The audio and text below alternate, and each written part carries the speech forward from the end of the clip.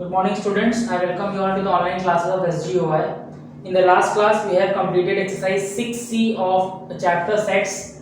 Today we will be starting the theory which can be helpful for exercise 6D. Okay. So in this exercise you will be dealing with the cardinal properties of the sets and also the Venn diagrams. ठीक है, तो पहले हम लोग cardinal property समझेंगे, उसके बाद Venn diagrams कैसे जनरेट करते हैं वो भी समझेंगे. ठीक है. There is a formula which is known as NA union B is equal to NA plus NB minus NA intersection B. ठीक है. What does this all means? जब भी किसी भी सेट के पहले n लग जाता है, that means वो कार्डिनल नंबर की बात कर रहा है. That means NA union B means the number of elements in the set A union B. NA means the number of elements in the set A, NB means the number of elements in set B, and NA intersection B means the number of elements in the set A intersection B. Okay. You can use this formula either for finding NA or finding NB or NA or NA union B or NA intersection B. किसी भी को एक को find करने के लिए इस फॉर्मूले का यूज आप कर सकते हैं. द थिंग इज कि आपको बाकी तीन जो है वो गिवन होने चाहिए, है ना, तभी आप एक को यूज करके उसका वैल्यू कैलकुलेट कर सकते हैं. Now let's move further to the exercise. और एक्सरसाइज से हम इसको सॉल्व करेंगे तो you will get a better idea how to approach such kind of formulas. Question number 1 of exercise 6D, it is saying let A and B two sets such that NA is equal to 52.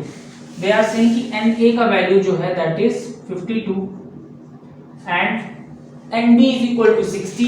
They are saying NB का जो value है that is equal to 60 and they are also saying कि NA intersection B का जो value है that is 60. They are saying NA intersection B का जो value है that is equal to 60. ठीक है. They are saying draw a Venn diagram and find NA union B and A minus B and NA B minus A. तो first of all वो कह रहे हैं कि आपको एक वेन डायग्राम क्रिएट करना है. ठीक है. वेन डायग्राम कैसे क्रिएट करेंगे? यहाँ पे दो सेट्स की बात हो रही है, set A and set B. तो हम लोग दो सर्कल्स ड्रॉ करेंगे इस तरीके से कि दोनों सर्कल्स बीच में कहीं एक दूसरे को ऐसे कट करें. ठीक है. जो पहला सर्कल है वो रिप्रेजेंट कर रहा है सेट A को और जो दूसरा सर्कल है वो रिप्रेजेंट कर रहा है सेट B को. ठीक है. ये वाला जो पोर्शन होता है, दिस पोर्शन जो बीच में आ रहा है, ये वाला जो पोर्शन है वो A वाले पार्ट में भी है और B वाले पार्ट में भी है. या बोल सकते हैं ये जो कॉमन पार्ट है ना, this is the common area of both the circles. ठीक है. और इसी कॉमन एरिया को आप क्या बोलते हो? इसी कॉमन एरिया को आप बोलते हो A इंटरसेक्शन B. ठीक है. क्योंकि मैंने पहले बताया कि इंटरसेक्शन निकालने में क्या करते हैं, A और B में आए हुए एलिमेंट्स लिखते हैं जो दोनों में कॉमन होते हैं, जो A में भी आए हों और B में भी आए हों. Therefore this is the common area and we refer it by A intersection B. ठीक है. अब क्वेश्चन में आते हैं. NA की वैल्यू गिवन है कितना? 52. NA is 52. ठीक है. NB का वैल्यू कितना है? 60. और बोला गया NA इंटरसेक्शन B का वैल्यू कितना है? 60. ठीक है. नाउ द मेजर थिंग जो आपको ध्यान रखनी वो ये है कि ये 16 इसका भी पार्ट है और ये 16 इसका भी पार्ट है. तो अगर हम 52 की बात कर रहे हैं तो 52 इतने पूरे में डिस्ट्रीब्यूटेड है ना, इतने पूरे में, यहां से लेकर के यहां तक में पूरे में 52 डिस्ट्रीब्यूटेड है. इस तरीके से 60 की बात करें तो 60 पूरा यहां से यहां तक में डिस्ट्रीब्यूटेड है. ठीक है. तो अगर हमें इतने पार्ट को हटाना है A में से और सिर्फ ओनली इतने पार्ट की बात करनी है जो इसको इंक्लूड नहीं कर रहा है, सिर्फ इधर वाले पार्ट की बात करेंगे तो उसकी वैल्यू कितनी हो जाएगी? 52 minus 16 that is equal to 36. है ना. तो इधर का जो पार्ट है ओनली A है, जो दो B में कॉमन नहीं है, ओनली ए का जो वैल्यू हो जाएगा, only A that will be equal to 36। Similarly अगर हम बात करें ओनली बी की, जो ए में इंक्लूडेड नहीं है, तो इस 16 को हटाना पड़ेगा, तो ओनली बी का जो पार्ट होगा, only B is equal to that is 60 minus 16 that is equal to 44। ठीक है, तो ओनली ए का पार्ट 36, ओनली बी का पार्ट 44 और ए इंटरसेक्शन बी का पार्ट 16। और अगर हम इन तीनों को ऐड कर दें 36, 44 और 16 को, तो हमें मिल जाता है एन ए यूनियन बी। क्या मिल जाता है? एन ए यूनियन बी मिल जाता है। तो in first part they are asking आपको फाइंड करना है एन ए यूनियन बी। इसको आप फॉर्मूले से भी फाइंड कर सकते थे। कैसे फाइंड कर सकते थे? वी नो दैट कि एन ए यूनियन बी का फॉर्मूला क्या होता है? N A plus N B minus N A intersection B. ठीक है, नाउ एन ए का वैल्यू गिवन है दैट इज 52, एन बी का वैल्यू गिवन है दैट इज 60 और माइनस करना है जो एन ए इंटरसेक्शन बी की वैल्यू है that is 16। Now you can add both of them, 6 plus 5 11 110 that is 112 minus 16। ठीक है, जब इसको सॉल्व करेंगे कितना मिलेगा? 96। तो यू कैन क्लियरली सी कि एन ए यूनियन बी की वैल्यू कितनी है? 96। मैंने क्या बोला? अलग अलग करने के बाद भी इन तीनों का सम भी एन ए यूनियन बी को रिप्रेजेंट करता है। तो यहां भी आप अगर ऐड करो 36 प्लस 44 कितना हो गया? 36 plus 44 will be giving you 80। ठीक है, और प्लस 16 और ऐड कर देंगे तो कितना आ गया? 96। तो आप ओनली ए निकालो, ओनली बी निकालो, उन दोनों को ऐड करो इसके साथ, इंटरसेक्शन के साथ, तो भी आ जाएगा आपका क्या? N A union B. और चाहो तो आप फॉर्मूला यूज करके भी एन ए यूनियन बी को फाइंड कर सकते हो। ठीक है, लेकिन प्रॉब्लम तब आती है जब इंडिविजुअली आंसर्स पूछे जाते हैं। ठीक है, नाउ सेकेंड पार्ट है आपको फाइंड करना है N A minus B. Rough करना पड़ेगा थोड़ा सा पार्ट, ये आपने नोट कर लिया होगा। In second part they are saying find n a minus b। n a minus b निकालने क्या करना पड़ेगा? पहले n a minus n b करना पड़ेगा। n a कितना है? 52, n b कितना है? 60। तो 52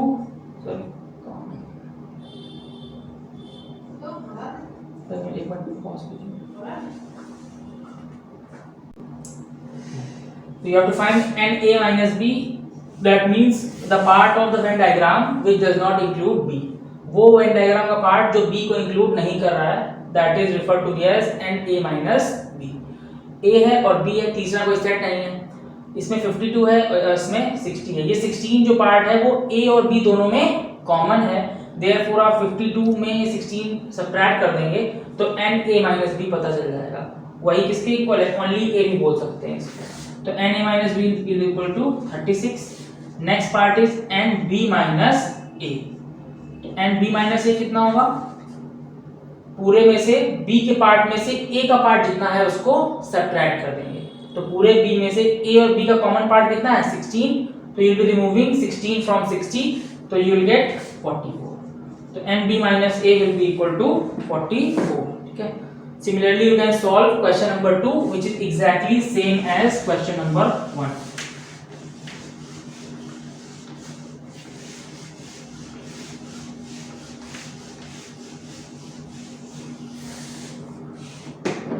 Now let's move to question number 3. In question number 3 they are saying there are 25 Hindi medium schools, 18 English medium schools and 7 schools have both the mediums। तो क्या करेंगे? Venn diagram से ही इसको रिप्रेजेंट करेंगे। पहला जो सेट होगा वो रिप्रेजेंट करेगा हिंदी मीडियम स्कूल्स को। तो दिस सेट इज रिप्रेजेंटिंग और Venn diagram is representing Hindi medium schools. ठीक है, Hindi. And then another one which is representing the English medium schools। This represents English medium schools। ठीक है, question says 25 Hindi medium schools हैं, 25 and 18 English medium schools हैं and 7 schools ऐसे हैं जिसमें दोनों चीजें क्या हैं, कॉमन है। ठीक, तो फिर से बता रहा हूं, ये 25 जो है वो इस 7 को इंक्लूड कर रहा है, और जो 18 जो है वो भी इस 7 को इंक्लूड कर रहा है। ठीक है, तो वी कैन क्लियरली सी यहां से जो NA की वैल्यू है, NA इज इक्वल टू 25।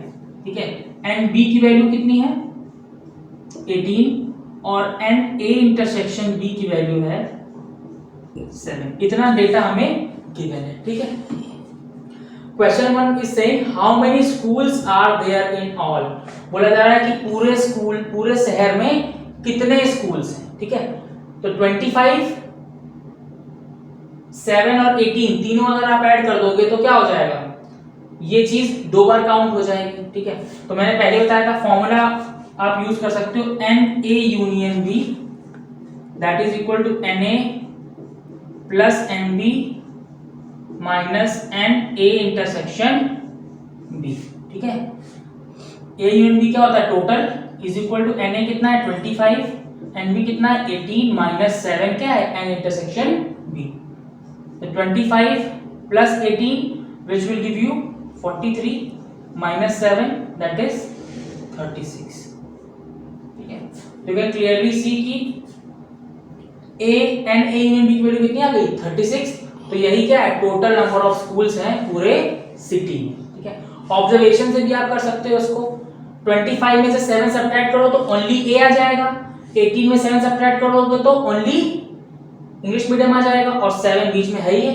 तो ऐसे ऐड करके भी ऑब्जर्वेशन से भी इसको सॉल्व कर सकते हो, वरना फॉर्मूला तो मैंने बता ही दिया। ठीक है, second question is saying how many schools have Hindi medium only. Question number 2 में बोला जा रहा है कि कितने स्कूल्स ऐसे हैं जिसमें सिर्फ और सिर्फ हिंदी मीडियम है। तो सिर्फ हिंदी मीडियम कितने में है, 25 माइनस 17 दैट इज 18 स्कूल्स ऐसे हैं जिसमें सिर्फ और सिर्फ क्या है, हिंदी ओनली। ठीक है, थर्ड क्वेश्चन है क्या है, how many schools have English only. तो what will be the answer, 18 minus 7, क्योंकि 18 और 7 दोनों में कॉमन, 7 सब्ट्रैक्ट कर देंगे, दैट मींस 11 ऐसे स्कूल्स हैं जहां पे इंग्लिश ओनली है, ओनली इंग्लिश। ठीक है, so this is how you have to solve the questions. ठीक है, similarly you can solve question number 4 and question number 5 and question number 6 as well.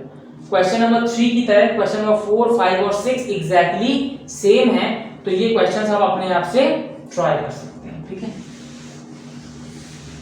now moving to question number 7.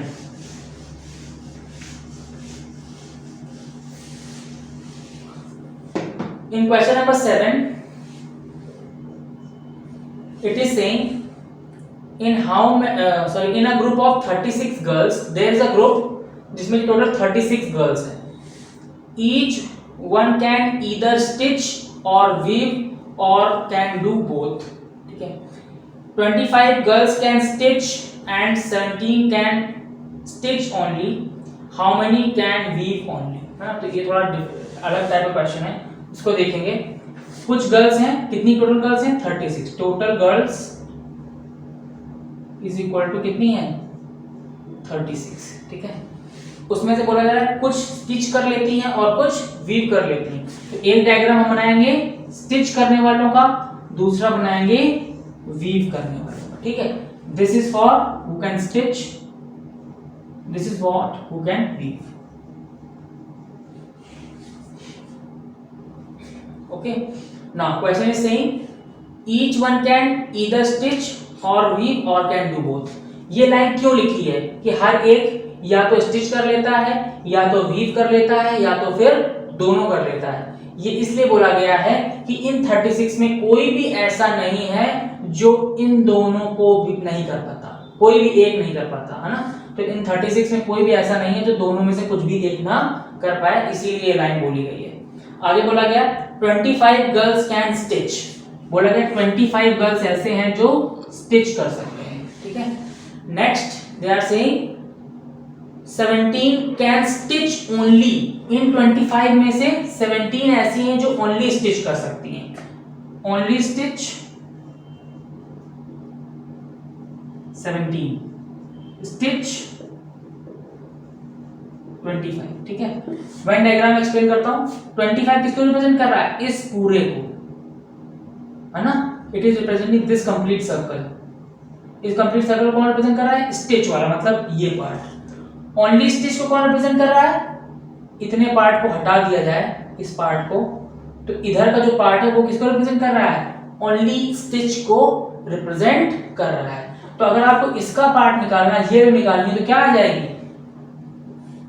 Intersection निकालना है तो कितना रहेगा? 25 minus 17 that is equal to 8।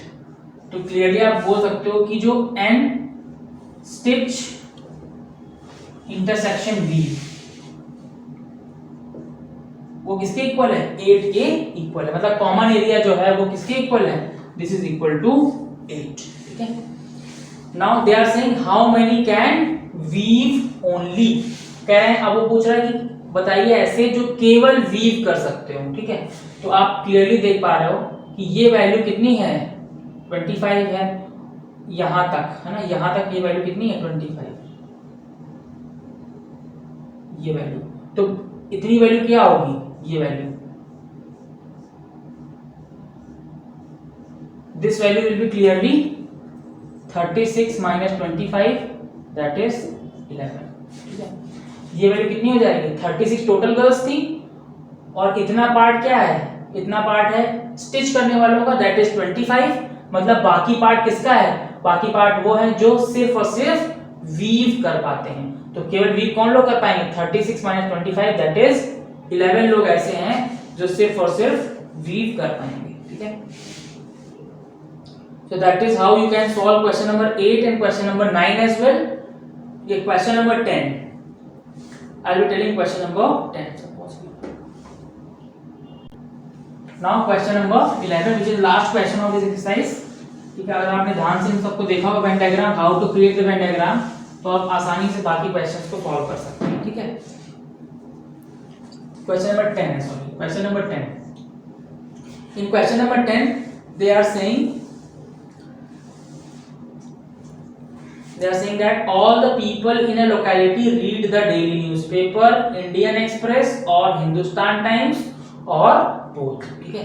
एक locality की बात की जा रही है, उसमें कुछ लोग हैं जो हिंदुस्तान टाइम्स पढ़ते हैं, कुछ लोग ऐसे हैं जो इंडियन एक्सप्रेस पढ़ते हैं और कुछ लोग ऐसे हैं जो दोनों न्यूज़पेपर पढ़ते हैं। तो हम लोग दो न्यूज़पेपर्स की बात कर रहे हैं। पहला हिंदुस्तान टाइम्स है और दूसरा जो है इंडियन एक्सप्रेस है। ठीक है। पहला जो न्यूज़पेपर है that is Hindustan times and second newspaper जो है दैट इज इंडियन एक्सप्रेस। ठीक है। बोला गया इफ 120 रीड हिंदुस्तान टाइम्स, बोला गया 120 लोग ऐसे हैं जो हिंदुस्तान टाइम्स रीड करते हैं एंड 150 लोग ऐसे हैं, सॉरी 120 लोग ऐसे हैं जो इंडियन एक्सप्रेस रीड करते हैं। ठीक है। 120 people read Indian express and 150 people read Hindustan times. ठीक है। 36 रीड बोथ और 36 ऐसे हैं जो दोनों पढ़ते हैं। ठीक है। तो आई थिंक अब इतना बताने के बाद आपको ये बात तो क्लियर ही हो गई है कि 36 जो है वो कॉमन है। ओनली हिंदुस्तान टाइम्स निकालना होगा तो 150 में से 36 सब्ट्रैक्ट कर देंगे तो ओनली हिंदुस्तान टाइम्स आ जाएगा। ओनली इंडियन एक्सप्रेस निकालना होगा तो 120 में से 36 सब्ट्रैक्ट कर देंगे तो ओनली इंडियन एक्सप्रेस आ जाएगा। ठीक है। Now question says how many people are there in the locality. आसान क्वेश्चन है। जब पूरे की बात किया करें तो हमेशा क्या निकालना होता है? एन ए यूनियन वी ही कैलकुलेट करना है। कितने लोग हैं लोकेलिटी में?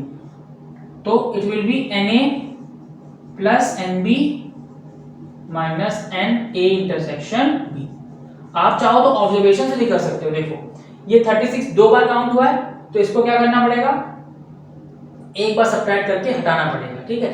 तो क्या करेंगे? एक बार इसको 150 सब्ट्रैक्ट कर देंगे तो ओनली हिंदुस्तान टाइम्स आ जाएगा। ओनली हिंदुस्तान टाइम्स में कितना आएगा वैल्यू? 114। ठीक है।